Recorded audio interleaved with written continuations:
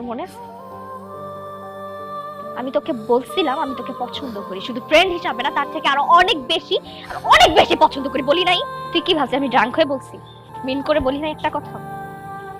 আমি প্রত্যেকটা কথা মিন করে বলছিলাম। তুই আমার কখনো দেখছো শাড়ি পরতে? তোর বার্থডেতে আমি শাড়ি পরছি কেন? আমি তোর জন্য রান্না করছি নিজের হাতে, আমি আমার বাপ মার জন্য কখনো রান্না করি নাই কেন? দিন নাই রাত নাই আমি তোর বাসা নিচে পড়েছিলাম তোরে দেখার জন্য, কত কিছু করছি, তুই বুঝোস না এগুলা?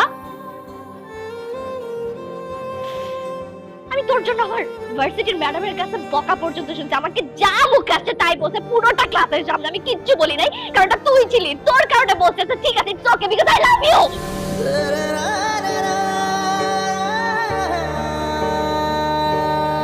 আর তুই প্রেম করতেছিস সেটা আমার অন্য আরেকজনের কাছ থেকে শুদ্ধ হইতো, নিজেও বলস তাই না?